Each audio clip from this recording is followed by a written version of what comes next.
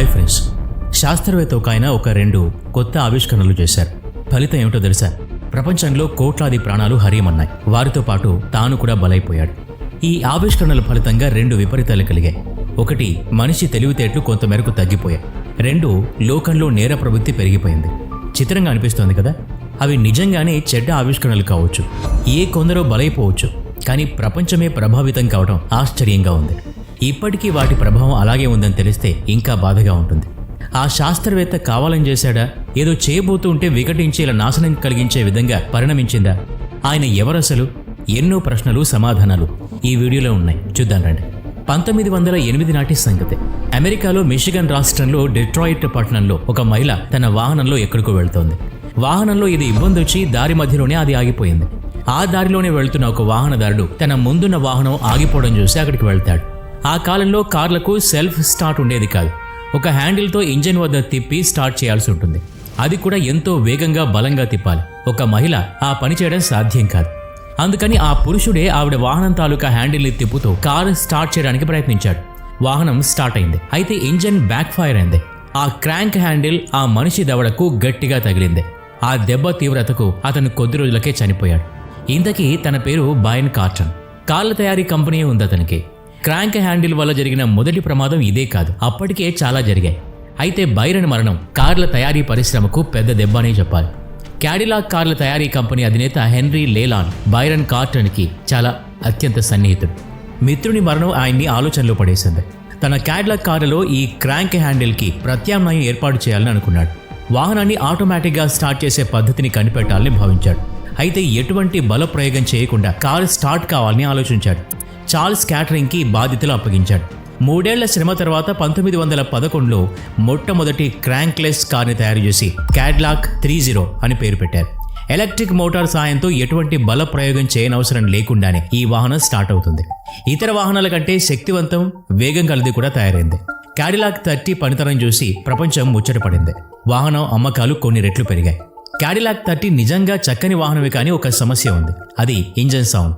పాత వాహనాల కంటే దీని ఇంజన్ శబ్దం భయంకరం. భరించలేక జనాభా చెవులు 2 మూసుకునేవారు. కార్ల ఇంజన్లో ఒక సిలిండర్లో పిస్టన్ ఉంటుంది. సిలిండర్ పై భాగంలో స్పార్క్ ప్లగ్. సిలిండర్ లోపలున్న ఇంధనం, ఆక్సిజన్ మిశ్రమం కలిసి స్పార్క్ రూపంలో నిప్పును పుట్టిస్తాయి. ఈ నిప్పు వల్ల సిలిండర్ లోపల గ్యాస్ ఒత్తిడి ఏర్పడుతుంది. ఈ ఒత్తిడి పిస్టన్ని కింది వైపుకు నెడుతుంది. క్యాడిలాక్ 30లో ఇంజన్ శబ్దం ఎక్కువగా ఉండడానికి కారణం ఏంటంటే పిస్టన్ తిరిగి పైకి వచ్చేటప్పుడు ఇంధనం, ఆక్సిజన్ మిశ్రమం కంప్రెస్ అయి నిప్పు పుడుతుంది. అంటే స్పార్క్ ప్లగ్ పై నిప్పు ఏర్పడడానికంటే ముందే ఇక్కడ నిప్పు పుడుతోంది. అందుకనే ఈ భరించరాని శబ్దం. దీన్నే ఇంజన్ నాకింగ్ అని పిలుస్తారు. ఈ సమస్యని అధిగమించాలంటే 2 పద్ధతులున్నాయి. పిస్టన్ సైజ్ని చిన్నగా చేయొచ్చు, కానీ అప్పుడు సెల్ఫ్ మోటార్తో బండిని స్టార్ట్ చేయడం కుదరదు. ఇక రెండో పద్ధతి, ఇంధనాన్ని మార్చాలి. అంటే పిస్టన్ పైకి వచ్చేటప్పుడు ఇంధనం, ఆక్సిజన్ మిశ్రమం కంప్రెస్ అవుతుంది కదా, ఆ కంప్రెస్ సమయంలో ఇంధనం స్వయంగా మండిపోకూడదు. అలా మండే లక్షణం లేని ఇంధనం కావాలి. రకరకాలైన ఇంధనాలు ఈ కంప్రెస్ సమయంలో రకరకాలుగా స్పందిస్తూ ఉంటాయి. హెప్టైన్ ఉన్న ఇంధనం ఒత్తిడి కలగానే మండిపోతుంది. ఇలాంటి ఇంధనాలకు స్పార్క్ ప్లగ్తో పనే లేదు. డీజిల్ ఇంజన్లలో స్పార్క్ ప్లగ్ ఉండదు కదా, అలా అన్నమాట. ఇంధనంలో ఆక్టైన్ మోతాదు ఎక్కువగా ఉన్న వాటిలో ఒత్తిడిని తట్టుకునే గుణం ఉంటుంది. అంటే ఆక్టైన్ ఎక్కువగా ఉన్న ఇంధనం ఉపయోగించే వాహనాల్లో ఇంధనానికి స్పార్క్ తగిలినప్పుడే నిప్పు పుడుతుంది. క్యాడిలాక్ 30 కారులో ఉపయోగించిన ఇంధనంలో 50% ఆక్టైన్ మోతాదు ఉండేది. క్యాడిలాక్ అధినేత హెన్రీ లేలాన్, ఇంజనీర్ చార్ల్స్ క్యాటరింగ్ ఈ విషయంపై మేధోమథనం గావించారు. ఆక్టైన్ మోతాదు ఎక్కువగా ఉండాలి, నాకింగ్ ఉండకూడదు. ఈ రెండూ నెరవేరేలాంటి ఇంధనం తయారు చేయాలని ఆ ఇద్దరు ఆలోచించారు. 27 ఏళ్ల థామస్ మిడ్గ్లే అనే ఇంజనీర్ని పిలిచి సంగతి చెప్పారు. వివిధ పదార్థాలని కలిపి ఇంధనంలో ఆక్టైన్ శాతాన్ని పెంపు చేయడం ఇతని బాధ్యత. ఎన్ని రసాయనాలు కలిపినా ఇంధనంలో ఆక్టైన్ మోతాదు పెరగటం లేదు. 5 ఏళ్లు ఇట్టే గడిచిపోయాయి. 1923లో ఒక కాంపౌండ్ సిద్ధమైంది. దాని పేరు టెట్రా ఈథైల్ లెడ్. థామస్ అంచనాలు ఫలించాయి. ఈ కాంపౌండ్ని ఇంధనంలో కలిపినప్పుడు నాకింగ్ ఆగిపోయింది. ఇంధన సామర్థ్యం పెరిగింది, మైలేజ్ పెరిగింది. అంతేనా, ఈ ఇంధనం గురించి అందరికీ తెలిసింది. డిమాండ్ పెరిగింది. దానితో ఇంధన తయారీకి భారీ పరిశ్రమనే స్థాపించి ఉత్పత్తి చేయడం మొదలుపెట్టారు. థామస్ మిడ్గ్లే, చార్ల్స్ క్యాటరింగ్ కలిసి ఈ కొత్త ఉత్పత్తికి ఈథైల్ అని పేరు పెట్టారు. కేవలం ఈథైల్ తయారు చేసేటందుకు మాత్రమే రసాయన కర్మాగారం పనిచేయసాగింది. 2 నెలలు గడిచింది. సమస్యలు గుర్తించారు. కర్మాగారంలో పనిచేస్తున్న కొందరి ఆరోగ్యం దెబ్బతింది. వారిలో 5 కార్మికులు చనిపోయారు. టెట్రా ఈథైల్ లెడ్లో ఉన్న లెడ్ కారణంగా ఈ ప్రమాదం జరిగిందని ప్రజలు భావించారు. లెడ్ చాలా ప్రమాదకర రసాయన పదార్థం.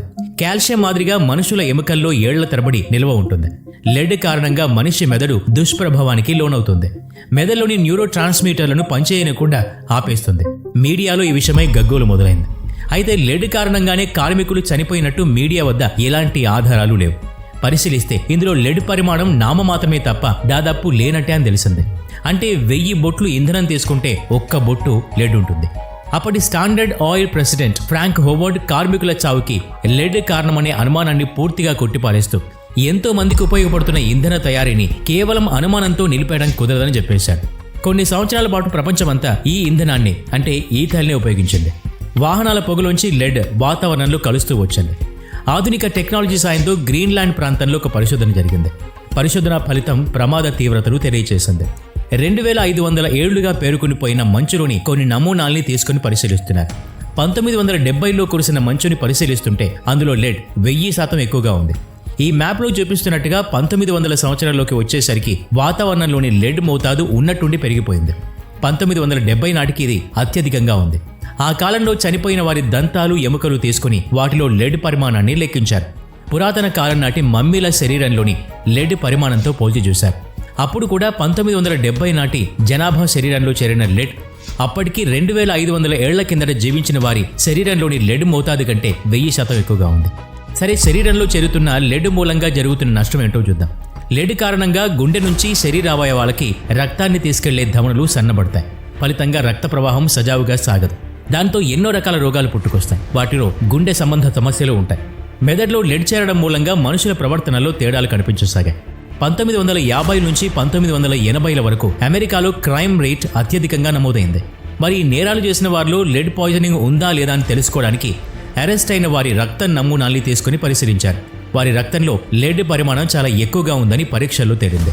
2018 నాటి ఒక పరిశోధనలో లెడ్ కారణంగా ప్రతి ఏటా కేవలం అమెరికాలో మాత్రమే మరణిస్తున్న వారి సంఖ్య 2.5 లక్షల పైమాటే. 1950 నుంచి 1980 వరకు కేవలం యుఎస్లోనే 75 లక్షల మంది లెడ్ పాయిజనింగ్ కారణంగా మరణించారు. ఈ లెక్కన లోకం మొత్తం ఎన్ని మరణాల్ని చూస్తుంటుందో మీరే లెక్కించండి.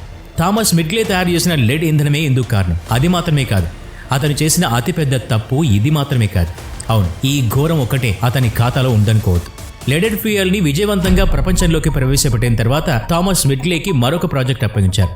అప్పటి ఫ్రిడ్జ్లలో చల్లదనం కోసం 2 రకాల టాక్సిక్ వాయువులు ఉపయోగించేవారు, అంటే విషవాయువులు. థామస్కి అప్పగించిన పని 2 వాయువులకు బదులు వాసన లేని విషపూరితం కాని వాయువుని ఫ్రిడ్జ్లో శీతలీకరణ కోసం ఉపయోగించుకునేలా తయారు చేయాలి. డైక్లోరో మీథేన్ అనే వాయువుని థామస్ తయారు చేశాడు. దీన్ని పరీక్షించాలిగా. థామస్ బహిరంగంగా, అంటే జనం అంతా చూస్తుండగా, ఆ గ్యాస్ని నోటితో పీల్చుకుని ఊపిరి బిగబట్టి వెలుగుతున్న కొవ్వొత్తిని తాను పీల్చి ఉగ్గబెట్టిన వాయువును నోటితో ఊది ఆర్పివేశాడు. ఇతని ప్రయోగం మళ్లీ విజయవంతమైంది. ప్రపంచమంతా ఈ గ్యాస్ని ఫ్రిడ్జ్లలో వాడడం మొదలుపెట్టేశారు. సరే, ఇంతకీ ఇందులో ప్రమాదం ఏమిటని అడిగితే ఇది గాలి కంటే తేలికైన వాయువు. కాబట్టి ఇది వాతావరణంలోకి పైకి వెళ్లి స్ట్రాటోస్ఫియర్ పొరలో నిల్వ ఉంటుంది. అక్కడ ఇది 50 నుంచి 100 ఏళ్ల వరకు ఉండగలదు. మనమా దీన్ని భారీ ఎత్తున వినియోగిస్తున్నాం. వాతావరణంలోకి భారీ పరిమాణంలోనే ఈ గ్యాస్ వచ్చి చేరుతోంది. మెల్లగా అది స్ట్రాటోస్ఫియర్ పొరలోకి చేరుతోంది. అక్కడే తిరుగుతూ భూమి చుట్టూ ఉన్న ఓజోన్ పొరని నాశనం చేయసాగింది. దాని ఫలితంగానే ధృవాల వద్ద లక్షల సంవత్సరాలుగా పేరుకున్న మంచు కరిగి సముద్ర నీటి మట్టాలు పెరుగుతూ ఉన్నాయి. భూతాపం పెరుగుతూ వస్తోంది. ఈ దుష్పరిణామాల కారణంగా థామస్ మిడ్గ్లే తయారు చేసిన ఈథైల్ కాంపౌండ్ని డైక్లోరో మీథేన్ వాయువుని శాశ్వతంగా బ్యాన్ చేయాలని నిర్ణయించారు. 1986లో అందరికంటే ముందుగా జపాన్ లెడెడ్ ఫ్యూయల్ని నిషేధించింది. అన్లీడెడ్ ఫ్యూయల్ని ప్రవేశపెట్టింది. క్రమంగా మిగతా దేశాలు ఈ నిషేధాన్ని అమలు చేశాయి. మెల్లగా వాతావరణంలో లెడ్ పరిమాణంలో తగ్గుదల కనిపించసాగింది. 1970ల తర్వాత అత్యధికంగా నమోదైన లెడ్ గ్రాఫ్ ఇప్పుడు తగ్గుతూ వస్తోంది. అలాగే రెఫ్రిజిరేటర్లలో వాడుతున్న గ్యాస్ని కూడా నిషేధించగా ఓజోన్ పొర తిరిగి మెరుగవుతూ కనిపించింది. థామస్ మిడ్గ్లేకి తన ఆవిష్కరణలు భూగోళాన్ని ఇంతలా అల్లకల్లోలం చేస్తాయని తెలియదు. అయినా కానీ భూగోళానికి అతను చేసినంత చేటు ఎప్పుడూ వేరెవరూ చేయలేదని ప్రజలు ఇప్పటికీ భావిస్తున్నారు. 1940లో థామస్ మిడ్గ్లే లెడ్ పాయిజనింగ్ కారణంగానే ప్రాణాలు వదిలేశాడు. ఇది విషయం. మీ అభిప్రాయాలు తప్పక చెప్పండి. ఈ వీడియో నచ్చినట్లయితే లైక్ చేయండి, షేర్ చేయండి. ఇలాంటి మరిన్ని వీడియోస్ కోసం ఈ ఛానల్కి సబ్స్క్రైబ్ చేసుకొని బెల్ ఐకాన్ మీద క్లిక్ చేయండి. నెక్స్ట్ వీడియోలో మళ్ళీ కలుద్దాం. Thanks for watching.